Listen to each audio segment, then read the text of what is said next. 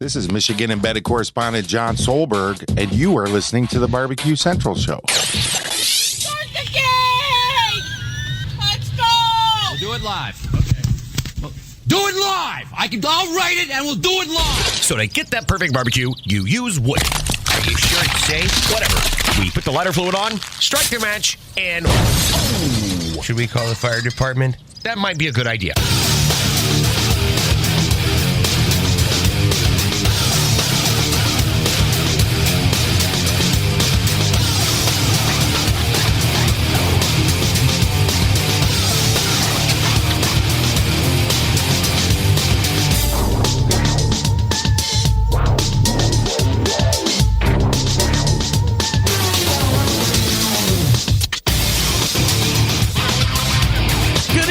And welcome to the really big Barbecue Central Show. This is the show that talks about all things that are important to the world of barbecue and grilling. Originating from the Rock and Roll Hall of Fame city of Cleveland, Ohio, the barbecue capital of the North Coast. I'm your program host, Greg Rempe. Happy to have you aboard here on your Tuesday evenings. Live fire, fun, and frivolity show. If you see fit to join me this evening through phone calls or emails, here's how you do that. You can get in touch with the show by sending an email to Greg at bbqcentralshow.com or on the Twitter and Instagrams at BBQ Central Show. Anything else you want to find out about the show can be found at the main website, thebbqcentralshow.com. And here's what's happening in case you get the newsletter coming up in about 12 minutes from now. If you have always wanted to learn a bit more about Argentinian live fire cooking, if you've wanted to learn more about Argentinian style cookers to produce Argentinian live fire cooking, then the first segment this evening is going to be right up your alley. First timer to the show. And the... I don't know if he's the owner of Nuke. I guess we'll have to get some clarity on that. But the guy that I know to be Nuke Grills, Matt Brothers, will be joining us here on the show. Looking forward to chatting with Matt and talking about his Argentinian background, the cookers, how it came to be, what he's offering currently in the marketplace, things like this. Then we will move to 35 past the hour. He was a first-time guest about 5 or 6 years ago. He'll be making his triumphant return back to the Barbecue Central Show jungle. A barbecue legend, somebody who has a family steeped in barbecue in general, but of course in Texas barbecue. Sausage known throughout the land. Tim Mikeska will be joining me once again. You might be asking yourself, in these troubled times, we have seen meat. A year ago, it was beef going out of whack on the brisket side of things. Fast forward a year later here in 2021, and has anybody seen higher pork prices? I can't recall the last time I went to go grab a 2-pack of spare ribs from BJ's Wholesale Club, and it's damn near $60 for spare ribs. I mean, come on. $8 a pound or whatever it was. I about fell over the other day when I was in there. However, here to explain it all will be Tim Mikeska, firmly keeping his finger on the pulse, because this guy, he's not buying, 12 or 100 briskets at a time. This guy buys truckloads of meat at a time. So he knows exactly what's going on. He will enlighten us all on what's going on with the brisket situation of 2020 and now the pork situation of 2021, what it all means to us, along with some ancillary avenues as well. So that'll be your first hour. Then we'll move to the second hour. And while we were trying to get her on the last few times, the first time was a bit of an issue technologically, and the second time she ended up having to reschedule because she had some other business to attend to. But we have landed her this week. She'll turn it around pretty quick after that. The creator of the hardcore carnivore brand, Jess Pryles, will be joining us at 14 past the second hour. I would assume we have enough things to go into that 35 pass segment, but I'm not going to commit that she's going to do the whole thing. We'll get through what we have together, and then we'll see how it unfolds from there. Now, if you want to go ahead and jump in on the show at any point after that, you're more than welcome to. We have passages to get through on the horse consumption book that we still haven't finished yet, all 16 and 1/2 pages that aren't really pages. But at someday we will get through that. Sometime this year we will get through it because that is my commitment to you. And that's how the show lays out this evening. Matt Brothers, Tim Mikeska, Jess Pryles. Don't forget you can follow me socially, Instagram, Twitter, and TikTok at BBQ Central Show. Snapchat at BBQ Central. For a live video feed of the show, you can go to Facebook and Twitch/BBQ Central Show. Also one on YouTube/RD Rempe. You can also get an ad-free podcast feed experience if you so desire in 2 different places. You can go to the show Patreon page and become a member there. We're actually growing a little bit, which is nice to see. That's patreon.com/BBQ Central Show if you desire. Or, like many of you, if you are a iTunes or iPhone user, you can go to the Apple Podcast app. And right there on the show page, you can see an option to subscribe. But you certainly don't have to do that. Totally up to you. Programming note. If you haven't already checked it out, I recorded a bonus episode this past Friday afternoon. I released it into the feed this past Saturday. It was with Ezreal Rappaport, the owner of Yukon Glory, which happens to be the newest sponsor of the show. And I want to say this. If you are someone who has a product that you're thinking about getting to market, you will especially enjoy hearing this particular bonus episode content because Ezreal really breaks down what it takes to get something into the market. He goes over what they had to endure through the years of staying in business and adding products to the portfolio. It's really great. Please check it out if you haven't yet. It's in the podcast feed right now. And again, if you're somebody who thinks you can bring something to market that's going to fill a gap or fill a niche that's currently open, go back and listen to what Ezreal has to say about getting in business initially. This is a guy who started out owning a hardware store and a houseware store and eventually has become an online dominant site for accessories for grills and flat tops and everything in between. So make sure you check that out. All right, some listener feedback here before we get into the first interview segment. Stan in Virginia writes, Mr. Rempe, as this is my first email to your fine show, let me start off by saying I very much enjoy it, but mostly in podcast form. But no wait, no but, I just enjoy it. I was out at a Mexican restaurant in town. For the first time, I came across a particular dish offered on the menu. Chori pollo. Of course, I ordered it. It was delicious. Thank you for all the hard work. I look forward to the next episode. Cheers, Stan. Look at you, Stan. You've done it. You've ventured out into the Chori pollo world. You've joined the rest of us that have gotten on the Chori pollo train. And trust me, this show is single-handedly bringing Chori pollo onto the radar. It might be not directly on the middle of the radar. It is on the radar at this point, trust me. More and more people privately messaging me, sending me emails. If you send me an email telling me that you've enjoyed Chori pollo, unless you close out the email by saying, don't share this on the show, I'm going to share it on the show. So thank you, Stan.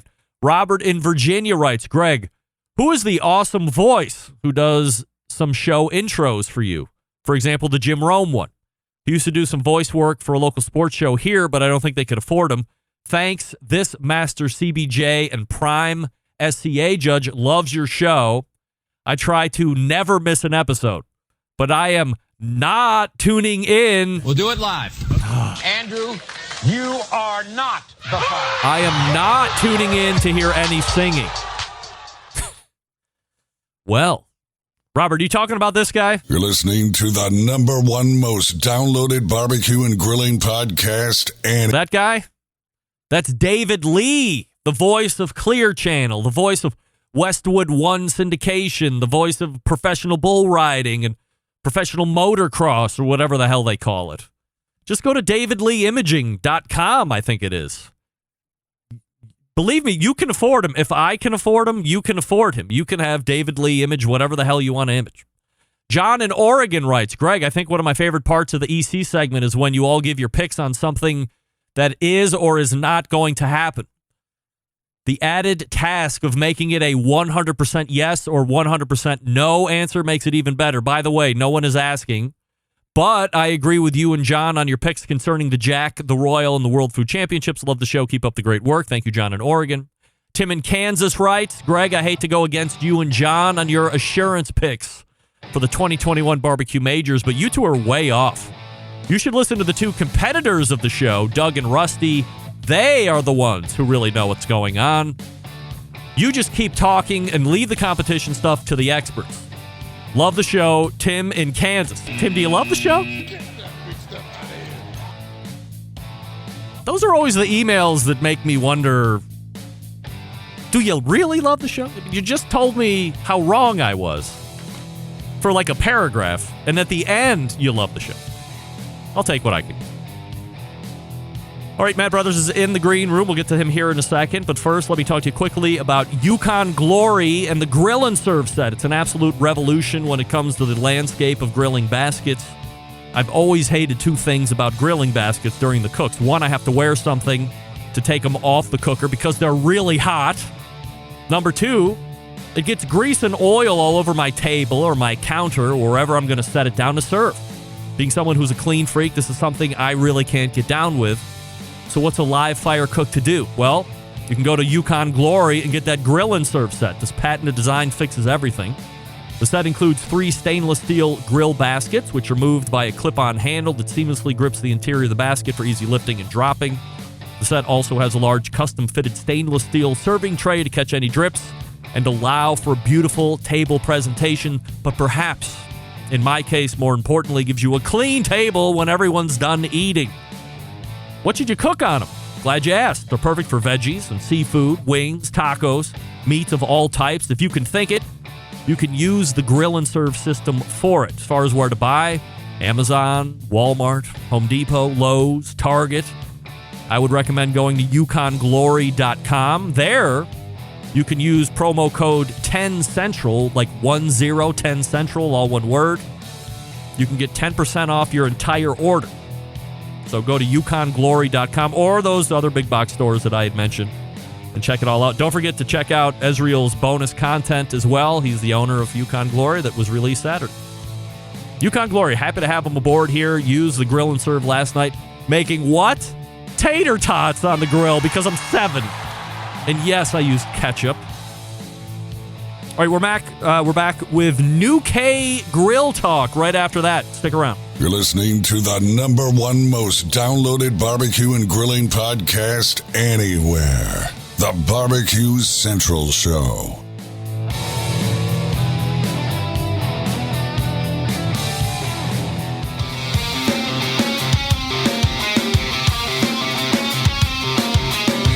Broadcasting live from the Barbecue Central Show studios in Cleveland, Ohio. You're listening to the Barbecue Central Show. Once again, here's your host, Greg Rempe. Welcome back. This portion of the show being brought to you by the Barbecue Guru, creators of automatic pit temperature control technology, sellers of ceramic cookers with built-in power draft fans and accessories to make your barbecue and grilling life easier. Visit bbqguru.com for more information or call them at 800-288-GURU. The Barbecue Guru continues to be a breakthrough in barbecue technology.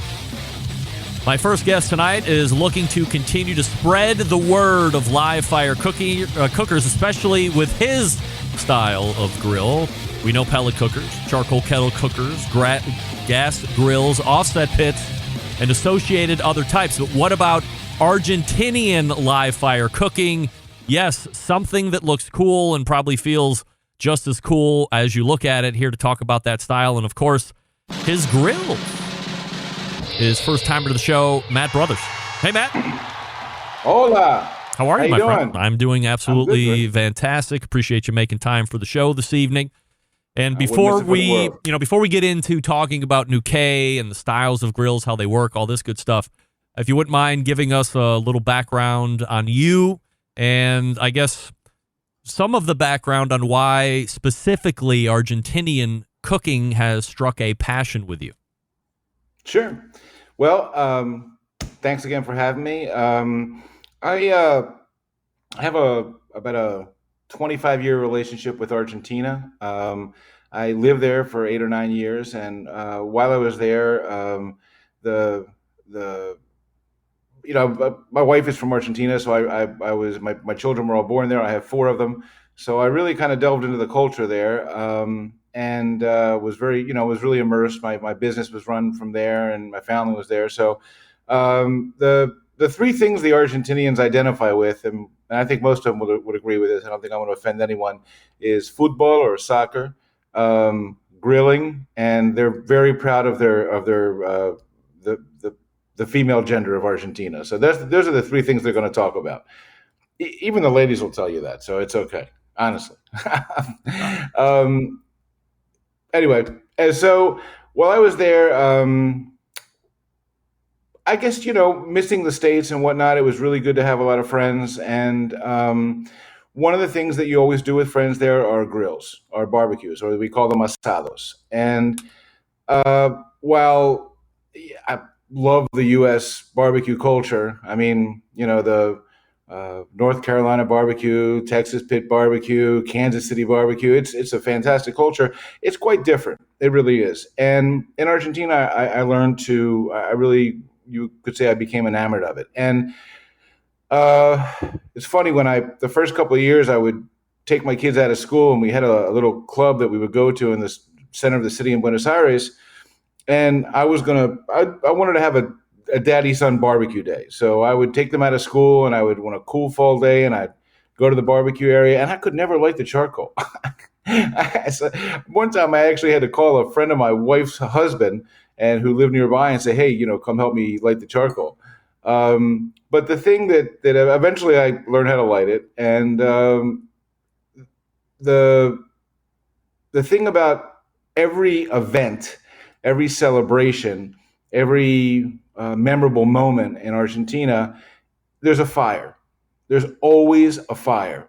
And I'm not going to say it doesn't matter what you put on it, but I will tell you that when I would send my 5-year-old to a birthday party, afterwards, I, as well as the other fathers, would ask their kids, I'm sure, was there a fire? And yeah, there was a fire. They might have put 10-cent hamburger patties on there, but as long as there's a fire, it's a celebration. And I just, the way that they do it, the ceremony, the ceremonial aspect of it, kind of the steps that are generally followed, just became something I wanted to share with my friends in the United States. And when I did, they asked me to, can you get me one of those grills? Can we do this? Can we do that? And I eventually started doing it. And one thing led to another, and I started Real Fire Barbecue, which morphed into Nuke Grills. So you are living in Argentina. Eventually, it sounds like you make your way back over here to the States. So as you're transitioning over, did you know for sure that this was going to be some kind of a business piece that you wanted to bring over? No, not at all. It's I'll be happy to share with you how I had what I call a slow moving epiphany, which led me to start this venture, and I'm glad I did. My whole life I've built businesses with varied levels of success and failure. I've done real well at sometimes and real poorly at other times. And about 3.5 years ago, I had a health scare, and I was in the hospital for a few days. And I had time to think. I had time to kind of analyze. And I said to myself, you love building businesses. You love people. You love, the whole gastro scene, but or the culinary scene, but why can't you take your skills? And I'm talking to myself here in the third person, but in building businesses and in importing and factories and manufacturing and quality control and finance and these things, and do something that you're passionate about. And my wife said, "Hey, knucklehead, do what you want to do." So I got to the hospital, and I think 10 days later, I was on an airplane to Argentina, and I interviewed a bunch of different factories and started Real Fire Barbecue with the intention of bringing in a varied assortment of Real Fire grills. And I'll talk about the reason that I wanted to do Real Fire grills if you want. But at the end of the day, the factory that had the vision, that shared my vision, and we have something in Spanish. It's called afecto societatis. It means when you and your partners have a common goal and a common understanding. It was Nuke all the way. They're the guys that they think they were prepared to do what it takes to export to the United States, and we ended up being a single brand company, and now we're partners. So they are my they own half the company in the United States. So I guess I could say I'm officially the factory. Your previous background kind of lends itself to being able to fly down to Argentina and get some of these meetings and know what you're looking for. Where, like, if I was going to get into it, I would be, a number of hurdles behind you as you get over this. So that certainly plays to your favor and helps you. You're able to use your expertise in order to ramp up this whole learning curve and identify somebody you're going to partner with. So did you ever consider building somewhere else or having some other, whether it be, looking at China or Eastern, or did it have, in order to be authentically Argentinian, it had to come from Argentina, or did you even look at potentially building it here? Greg, I've been to China over 60 times in my life, and I have a multitude of close relationships in China and a lot of experience manufacturing there. And I could make it cheaper there. I'm glad I didn't because of the freight costs now are absurd. But this was it was a passion. It started off as a passion project, and it still is. And I joke about it. I say sometimes that I'm an evangelist for the Argentinian culture. I don't want you to confuse evangelism for Argentinian culture with any other kind of evangelism, But I don't think that the Argentinian culture and the way of doing things is any better or any worse than anywhere else, but it's something that I'm passionate about. And if I was going to do it anywhere else, I would do it in the U.S. I would not export this other than to Argentina. I wouldn't mind doing it in the U.S. The costs right now are prohibitive. We've looked at it, and we're still looking at it.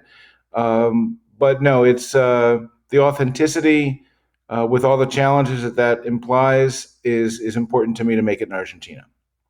I have great partners. Of course. Matt Brothers joining us here on the show, nukebbq.com. So if you're listening, just type in Nuke, N-U-K-E, Nuke, E-A, but forget about all the Spanish stuff, nukebbq.com, and you can check out what we're talking about here. So are you able to talk a little bit about what you're currently offering from a product standpoint and paint that mental picture for the folks that are just kind of catching it on podcast? And I can flash some pictures here while you're talking as well for the live folks. Yeah, let me just I just want to mention one thing. The name Nuke, which is pronounced in English, to spell it, it would be like N-Y-U-K-E. It's Nuke. Where that comes from is it's in the Mapuche, which is a native people's language in Argentina, typically from the south of Argentina. It means Mother Earth. And the way that Nuke got its start about 20 some years ago is with a United Nations project building wood-fired stoves and heaters for energy-deprived native people in the south of Argentina. It's a father and son team, Marcos and Jorge D'Artiguelongue, and they started the company. And so anyway, that's where the name comes from. But you wanted me to talk a little bit about the product itself? Yeah, there's a couple different ones that I think are the two like target products that you're selling right now. Well, I have 3 products that I'm excited about. One is by far the majority of our sales, which is the Delta.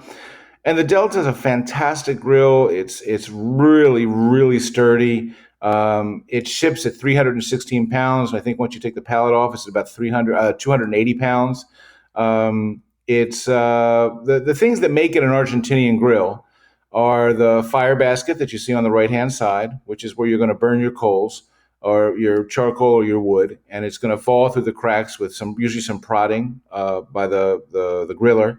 And then you're going to spread it around, and you're going to constantly manipulate it. You can see the grill goes up and down. So by virtue of the fact that you can spread the coals around to create intense heat for searing, indirect heat for, well, cooking indirectly, and elevating and lowering the grill, it's about an 8 inches gives you. You can. It's really made for people who want to play with fire. If you want to, put a bunch of coals in there and light a match and set a timer, this grill is not for you. It really isn't. It is for the alpha person who just wants to make their own creation and have it clear that it's their creation. It's very versatile. It comes with a griddle that you can do. I do vegetables for my wife on it. And sometimes people choose to use wood. Sometimes people choose to use lump charcoal. I've never used like the briquettes, chemically treated charcoal. That's kind of against what we what we preach. What I'm evangelical about. So, and then there's the Puma, which is it's the Delta on steroids. And this answers the question of the V grates versus the round grates. It's a huge issue in Argentina. It's funny, people will argue about it all the time, and it's kind of like Dallas or Washington. Football wise, it's the V grates are often called traditional Argentinian grates, but a lot of traditional Argentinian grillers would disagree with that. What they do is they allow you to cook with a lot less fat, and they have the fat, that runs off. This is the thing about the Puma, which is fantastic, is that it allows you to truly cook over fire, because the elevation capability that you get it's like 3 feet, I think, more or less. I mean, it's really, really high. So you can actually light fire there and cook over, fire, or you can, cook over charcoal. Somebody told me the other day, yeah, but they said, Matt, you have to use so much charcoal to coat the whole base of it. And I said, yeah, because it's a really big grill. Yeah, right. So, you can get very, very creative with both of them, but especially with the Puma. The Puma, I think we're retailing it now. I think the price just went up a little bit because of our cost changes to like 27 something. But I see our competitors out there, which are great. There's some great grills out there, really nice stuff, but it's like $5,000-$6,000, so it's a little more, cost prohibitive. You said there were 3 products. Were you going to talk about one of the others? Excuse me. One thing that I'm really excited about, but that we don't sell a lot of, and I really think we should sell more, is the oven. The Oven 60 is it's a beast. That thing is, you use wood. There's a cooking chamber, a fuel chamber underneath where you use wood. And it's on top, there's the cooking chamber, and there's 2 exhaust systems. So the vapor and the smoke never mix. But we do have a smoke box that you can put in the cooking chamber to create a smoking effect if you want. But because of the way that it's designed, there's an enveloping heat that's not so different from like a convection oven. But for campsites, for outdoor cooking, you could put a small pig in there. You could put a massive turkey. You could put a 25-pound brisket in there easily. It's a great, and I cook pizzas on it. I cook on it all the time, and it hasn't had hasn't gained the notoriety that the Delta has yet, but I think it will eventually. Matt, what's the end game here? Are you trying to? Is it solely? Let me back up for a second. Is it solely online at this point, from a retail? No, we have about 15 or 20 dealers around the country that have stock, in their stores and bricks and mortar. And I always thought that this was a grill that people will, because of the cost involved, people would really need to kind of touch it and feel it and look at it before they would buy it. But the truth is that we're much more successful online than we are in bricks and mortar. I don't know why. I mean, I have 27 years experience in sales and marketing, and I can't figure it out. Barbecue Guys has done extremely well for us. They're great people too. They're easy to work with. They're took me a while to get in there, but they're really good people, and they've done great. And a bunch of companies have done great. We're Lowe's is selling it, Home Depot's selling it, Oh, wow. Beach Camera. We're doing. Thank God, we're doing really well with it. All right, so let me ask the question I just asked and then took back. What's the end game? Is it to add more products? Is it to take over this sector and be widely considered the best Argentinian grill on the face of the earth? What do you think? Well, my wife would like a new car, but we got to wait for that. Right. Greg, I don't have an exit strategy as of yet. I really love talking about grills, and I love grilling, and I love being associated with this. And I love the fact that it's growing and it feels good. It's something I wake up in the morning, I enjoy doing. And we've won a lot of awards. Food and Wine has given us one review and one award. Amazing Ribs gave us a great award last year. Really, God, Max Good from Amazing Ribs is just amazing. All those guys are. We've had... I think Derek Riches had quite a write-up. Yeah, Derek Riches has done some work with us, here. right? Yep. Yeah. He did a great job.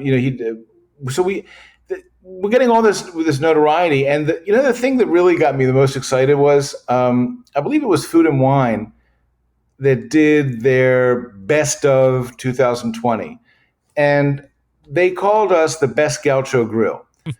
And it wasn't so much that they called us the best Gaucho grill, but that I called my partners and I was like, guys, we're a category. I started this 3 years ago, and everybody was like, Argentinian grilling or Gaucho grilling or live fire grilling, but they actually created a category, best Gaucho grill. And that to me was huge. That was probably the most satisfactory moment in what we've done so far. Look, if you're interested, go to the website, nukebbq.com, nukebbq.com, and see the live fire cookers that they have there. You can go and read the reviews that Matt just mentioned as well. And then, live fire cooking has never been more popular than it has been, especially over the last year and a half or so. And Matt is fitting right in there. Matt, really appreciate the time and the look into how this whole thing got started. Continued success. We'll look to have you on again soon. Oh, whenever you like. Thank you so much, Greg. Love the show, by the way. I appreciate it. There he is. Right there, Matt Brothers from Nuke Grills, nukebbq.com. And I believe it was a number of months ago, but Derek Riches did do a good write-up, so maybe next month we'll ask him to rehash that as well. And he had the Puma, I think. That was the big one that Matt was talking about. You have a lot of great adjustment there, and you can cook a multitude of things. I mean, what's more manly than standing up and getting that firebox going, having your wood burn down, and then scatter the coals all over the place? Come on, that's awesome. And half the price of some of the other cookers that he was talking about? Sounds good to me. Matt, I'll take 5. Here we go. Tim Mikeska is in the green room. I'll get to him here in just 1 second. I'll talk to you about Yoder Smokers, designing and building all of their products right here in the States, building pride through craftsmanship and world-class customer service. That's the backbone of how they've built the company. This approach translates into what can be a truly bespoke-style product that elevates gatherings with friends and family. They're honored to have a trusted place in the backyards of America. From pellet cookers to wood-fired offset pits, or charcoal grills, consistent blue ribbon flavor has become synonymous with the Yoder Smoker name. Make no mistake, Yoder Smoker's flavor-driven design is unique to each style of pit, and the team has developed their cookers to perform time and time again while outlasting the competition for generations to come. It's this generational thought that's rooted in the handmade products that defines the integrity of the core values. American-made quality, endless flavor. Those are the benchmarks of Yoder Smokers. Where do you find them? yodersmokers.com. That's yodersmokers.com. Go ahead and visit it and then pick the one that is best for you. We'll be talking about meat, pricing, and salespeople, and maybe address some rumors here in just a second. Stick around. We'll be right back. You're listening to the #1 most downloaded barbecue and grilling podcast anywhere. The Barbecue Central Show.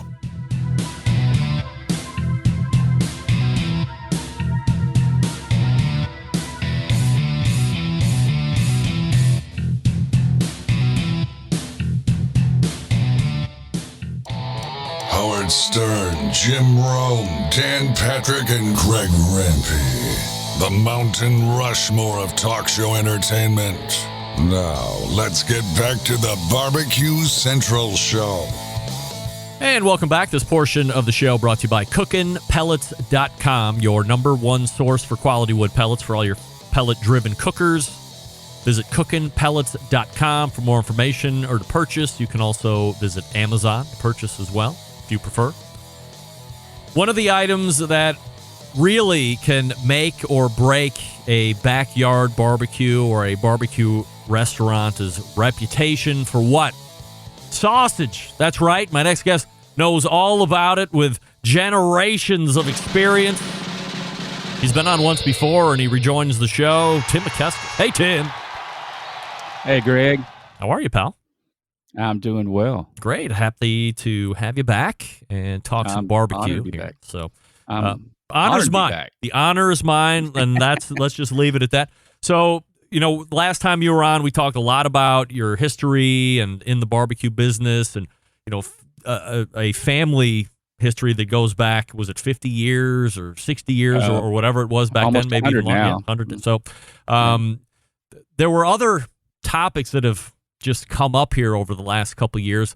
We're in these uncertain times and troubled times, and one of the things that we've noticed, and I maybe did a bonus content as the pandemic was hitting, there was this talk of a meat shortage, and it was meat across the board. There wasn't going to be any ground meat, there wasn't going to be any regular meat, and everything in between was going to be gone. I don't know if that necessarily really panned out, or if it did, it was very short-lived. However, last year, we've seen prices skyrocket on certain things. This year, we're seeing prices skyrocket on certain things.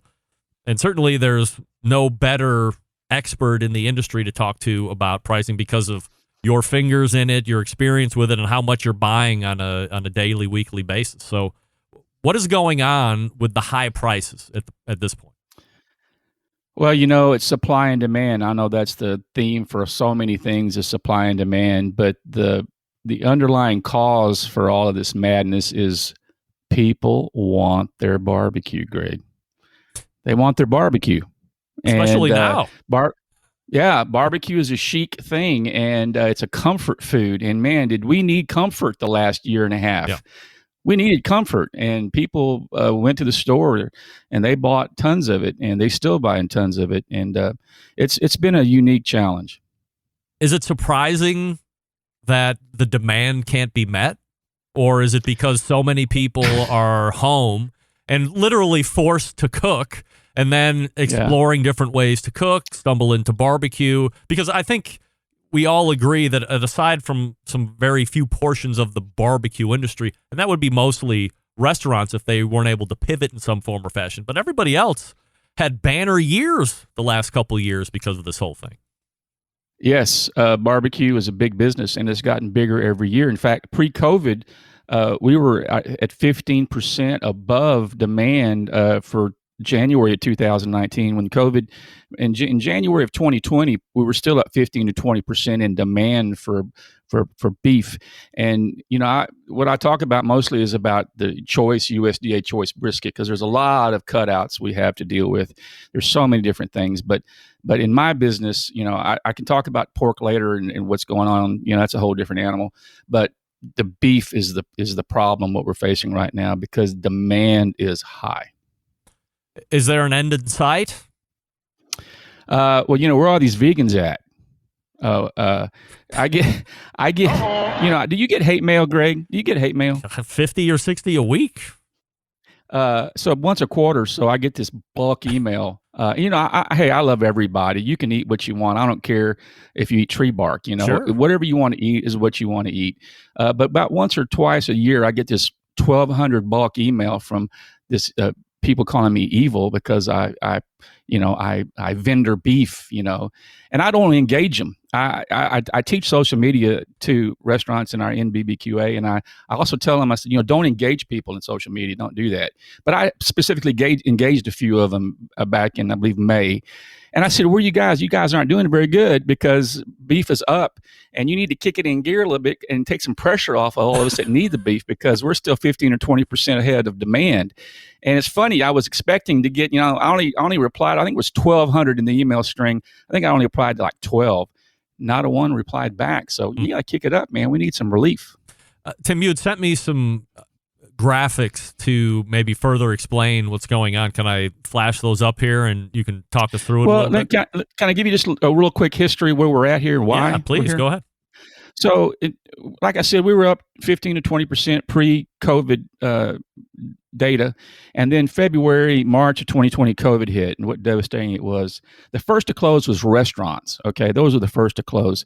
And demand shifted on briskets from the restaurants to the retail sector. Now, remember, there's two sectors. There's food service at 55% and retail grocery at 45%. So the packers, they move their product to the retail grocery. Why they do that? Because it's guaranteed. Yep. You don't know when that guy's going to call and order 20 cases of brisket, but you know that when you take 6 to 10 loads, which is 40,000 pounds per load to a grocery retailer, it's guaranteed. So brisket went down a little bit in March and April of 2020 because the packers weren't sure what was going to happen. And then people went panic buying. They'd go buy all the brisket they could and 1,500 rolls of toilet paper. It was panic buying. And so now all of a sudden demand increased. People wanted their barbecue. That's a common theme in what I'm speaking about. They wanted their barbecue. They wanted their brisket. So smart barbecue operators, a lot of the restaurants got real smart, and what they did is they kept their businesses open through to-go, through online deliveries. They did that to keep the bills being paid, and some didn't make it at all, Greg. Some of them just shut down. Those that were on the small margin, just barely able to make it when COVID hit, they just surrendered because rent continues, labor continues. It's a tough thing. So then everything was going pretty good in regards to the to-go business and the delivery business. And then COVID hit the meat processing plants. When the COVID hit the meat processing plants, it was devastating. We were already now at 35% demand increase. And now with COVID in the meat processing plants, when they had to close, that subtracted 50 to 60% of the supply chain immediately. Wow. Now with the processing plant closed, the cattle feedlots, they had nowhere to go with their cattle, so they had to continue to feed them. Cattle got fat. The farmers, God bless the farmers, the ones that should be making money, who I wouldn't mind paying these high prices if I knew farmers and ranchers got it, they were having to pay 20 to 30% more in feed prices. And they had nowhere to go with their cattle. The markets were closed, so they had to hold them longer. Their herds got bigger, and inflation, everything on the farm got more expensive. Yes, cattle did go up. Live weight cattle did go up, but not enough to compensate the farmer from what happened. So then, as the barbecue restaurants started to slowly open, there wasn't a whole lot of brisket in the supply chain. Your John Doe pitmaster would pick up his phone, call his supplier, I need 20 cases of brisket. Don't have them. What do you mean you don't have them? Just don't have them. And that was the problem. They couldn't get it because it was short supply. People wanted their barbecue, but the brisket, the sauce, the pitmasters just could not get the product in. So they had to search and look for where they needed to get their brisket from. And again, supply and demand. So through time, from early 2020 to right about now, beef remained at a record pace all across the board, from ground beef to all the cutouts. Everything was selling well. And it was, I think, again, it had to do a lot with people wanted to eat. They were at home, and it was a comfort food. Yep. Now, as the plants began to reopen, the problem when the USDA plants, packing plants began to reopen, they had to be less dense. They couldn't have people elbow to elbow in their processing. And so things slowed down. They had to spread out, and so slaughter numbers went down. So as the slaughter numbers went down, again, we had a supply chain interruption. So, you can bring up that that pricing graph. So during this time, you can see the current blue line on that top brisket, USDA 120 Decaloff boneless. As you can see in April, it started climbing.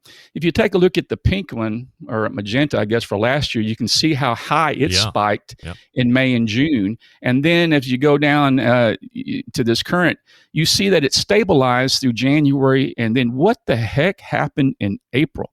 So I tell you what happened.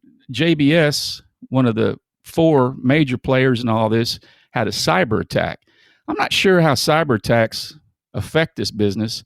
I question it. I'm sure there's a lot of technical parts to that answer, and I don't know it.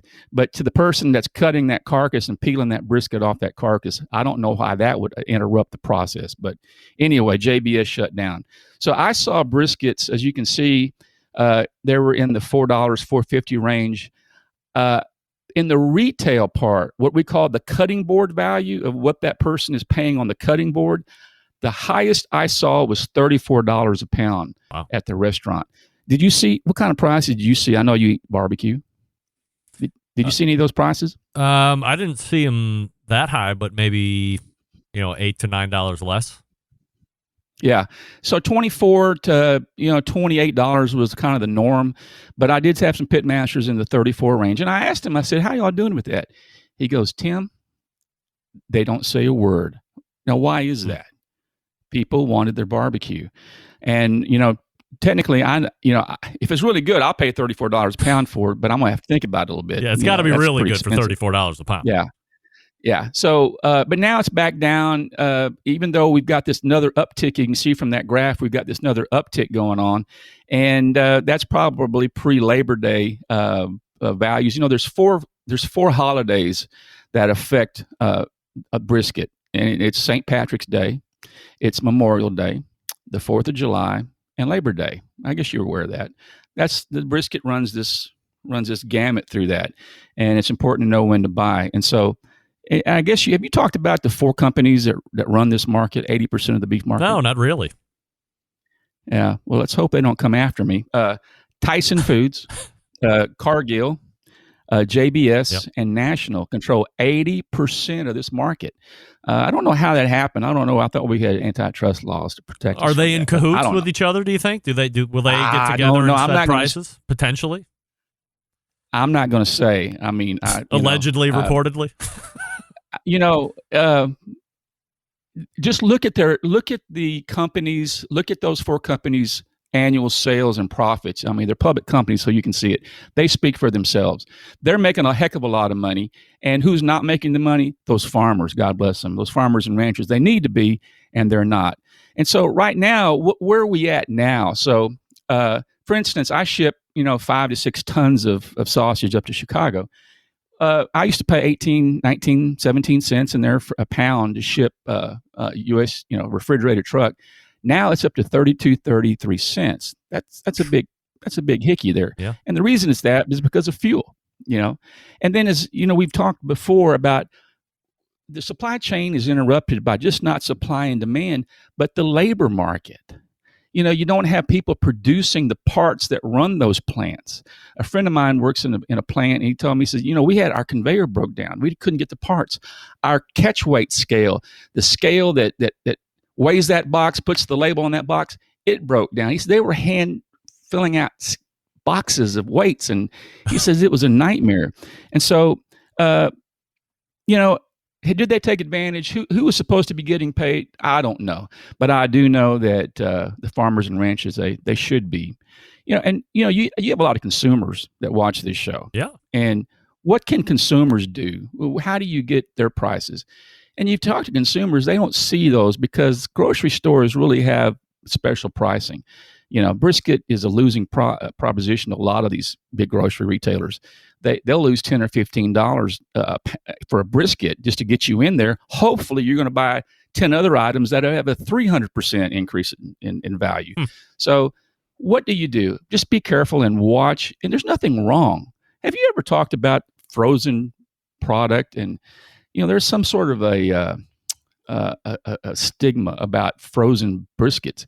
There's nothing wrong with frozen briskets. Some of these Texas pit masters have gotten so, I don't say be uppity, but they're so special, I guess you could say, that everything is fresh. So there's really nothing wrong if you have to buy a frozen brisket. The most important thing a consumer can do when they buy meat, whether it's a choice, a select, or prime, is to make sure that bag, the cryovac vacuum bag, stays intact. As long as that bag stays intact and you don't throw it around and get a leak in it, that thing can last a long time. And so I tell consumers just to be careful about what you buy, and be careful with the product that you buy. Make sure you've got a good freezer. But there's nothing wrong with having frozen briskets. Some pit masters think they're evil. I'm not sure exactly why, but in my family, you remember we'd buy 6 to 8 loads a quarter. So we were buying 320,000 pounds of brisket every quarter as a family. So I'm very blessed to have been in this family that knew when to buy. And so we didn't buy on those holidays, these upticks in market. We had brisket stored. And that's how my father, Rudy Mikeska, and his 5 brothers got to be really successful. They were smart, and they knew what they were doing. Tim, is the same thing for pork? We don't have a ton of time to get through the pork, but it's really high right now. Yep. Yeah, we export $8 million worth of pork a year. Exports are crazy high. Now you can go buy a pork loin and a bone-in pork, but it's still pretty cheap in the grocery store. But I can't. Pork trim, I don't even know if it's 50 to 60% higher. Picnic trim that we use, picnic shoulder trim for our sausage, it's all high. Trim itself is high, and we export. You know where this all pork goes to, don't you, Greg? No. China and Malaysia are the biggest pork. They buy more pork than anybody else in the country, in the world, from the United States. They love pork. So they love pork. And before I go here, I want to say, you've had Andrew Bloom on your show before, haven't you? I have not. Andrew from Wichita Pack. Oh yeah, yeah. Wichita Andrew. Pack? Yes, I have. Yes, yeah. It was a while back. So I want to tell my pitmaster friends out there to remember something. Be kind to these salespeople, the salesmen and saleswomen in these businesses, because think about people that have to pick up a phone all day long and call pitmasters and restaurants and tell them we don't have it. That's a miserable day when you get yelled at 20, 30 times a day. People like Andrew Bloom and Mark Guan at Wichita Pack, and they're really good at what they do, and they want to sell you product. They want to sell it to you, but guess what? They don't have it. If they don't have it, they don't have it. My cousin works for a major wholesaler, and he was telling me that they were upset with him because he didn't have a cup. This customer wanted this cup, and he didn't have it. And he goes, well, why don't? He goes, they don't have it. The labor force isn't there to produce it. It's a tough business, but it all boils down to this: barbecue is a huge business, and it has gotten so big, and the demand is there, and it's going to continue. Why? Because people want their barbecue. Tim, before I let you go, if you have a couple minutes and you can address it, I like to keep my finger on the pulse of the community, and I've been hearing some things from folks within this biz. Your name's semi-attached to it, so let's see if we can't get the straight answer from the horse's mouth here. Can you confirm or deny the rumor going around that a large national corporation has asked you to be one of the, as we like to say on the show, top men for a national brand barbecue concept? Huh. You think you live in this big globe and you think business is so big that, you think this is a big world we're in, but it turns out we're in a pretty small world, and the barbecue business is even smaller. Yes, I'll give you that scoop. That's the second scoop I think I've given you in the last couple of years. Yes. I can't say a whole lot, but it's always an honor when somebody says they want you, and they want you at the top of the company. And I thought about it. First of all, I said, "Do you have the right guy?" And they said, "Yeah, we've been watching you for years and all that." And the perks were great, and there was a lot of things involved with it. And I thought about it. I did. I didn't take it lightly because it was. I like the challenge, Greg. It's not about the money, and it's not about having the corporate airplane. I got one of those. Right. It's not about the perks. I got all those. It's the fact that it's the challenge that made me think about it. But at the same point, I would be doing a disservice to all of those customers of mine. I would be putting pressure on those customers. I always, if you heard me talk on other programs, I've said, some of these fast food companies should be out of the barbecue business. You put too much pressure. You don't do it very well. So you need to be out of it and give it back to us that knows what they're doing with it. I would have been on the other end of that. Huh. And it would have been huge, but I thought about it and I said no. That's it. It's interesting. Only like 3 or 4 family members even know that. I don't know how stuff got out, but I did have some crazy emails about it. Did the name rhyme with Schmarbies? No. All right. No. We could guess this all night, Tim, of course. All right. Well, I appreciate you talking about that. Rule number 1 of the show, of course, no names, please, and we'll certainly abide by that. Visit Tim's website, by the way, if you are so inclined, MikeskaBrands.com. And Tim, it's been too long since we've gotten caught up. You're certainly a source that I value within the industry, and I will do my part to make sure we do this much more frequently, my friend. Appreciate you coming on tonight. Always great talking to you, Greg. Take care. There he is, Tim Mikeska. How great is that guy? I mean, does he know everything? I think so. Safe to say. So if you were wondering what the deal on brisket was over the last year or so, now you know. Next time, we'll talk about pork. Because, again, 2 racks of St. Louis spares at damn near $60. I mean, you got to be kidding. I know when I'm getting jammed up. And I know when I won't eat pork. Like, when it costs that much, I won't eat it. What do we love about ceramic cookers? We love that they're fuel efficient. We love that you can achieve low and slow temperatures for traditional barbecue meats. We love that you can get rip-roaring hot for the traditional grilling meats. But what's missing in the everyday lineup of ceramic cookers? The ability to do true 2-zone cooking.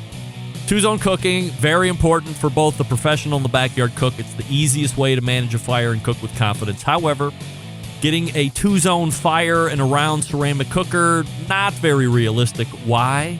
Because it's round.